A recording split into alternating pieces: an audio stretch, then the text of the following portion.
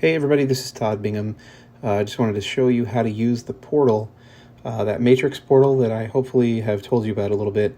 Once I set up, what it is that you're looking for, it's going to be a lot of, basically you just have to tell me how many bedrooms and all that kind of stuff. Hopefully you've already done that. In the area that you're looking, once I set that all up, as long as I have your email address correctly, you're going to receive, or correctly entered, I should say, you're going to receive this email. It's going to look very similar to this. And basically all you really have to do, you can read all that, of course, but all you really have to do is click View All Listings. Whenever you do that, it's going to load whatever your default browser is. This is the exact screen that you're going to see.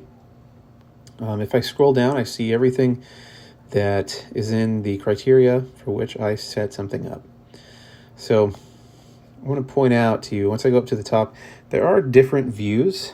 All you really have to do to view those on the phone is click Map View.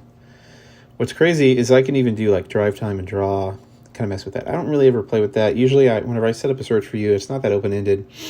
So you're not going to have to mess with it much. If you want me to change anything, just let me know. That way you don't have to mess with this. But let's go back to list view. I typically find that's a little bit better. So here's all the information. Let's just use Eaton Circle, for example. Gives you the listing description. You can even view the photos here. All I did there was just click on the picture. Now I'm just kind of sliding things across with my finger. I can close that out if I want. If you just want to like play through them, you hit the play symbol. Now if I want to go to just this listing, oh wait, it actually doesn't do it on this. It only does that on the PC. Never mind, scratch that. If you want to save this one, all you have to do is click on the heart, and then you can save as favorite, save as possibility. If you know there's never a chance in the world that you're going to buy this listing, then just click discard listing. Once you do that, it just kind of makes it vanish from your view. But let's say if you added like a significant other or something like that that you know is looking with you, and you want to show this house to them and make sure they take a look before we schedule a showing, you would just click on the heart, and then you click on Save as Possibility. Whenever you do that, it changes it to orange. It notifies me that you've done that actually as well, and that's it. So it's kind of neat, but let's say if you know you love it, you can do that. You click on the heart, click on Save as Possibility, Save as a Favorite, and then it notifies me, hey, this person really loves this house. We need to, get in there as soon as possible and take a look.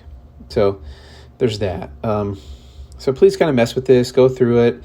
Like let's say 4106 Mockingbird. I hate Mockingbirds. Let's say I'm going to just I don't ever want to see a house on Mockingbird again, especially this house. I'm going to click on the heart, and then it's going to show me this, and I'm going to click discard listing.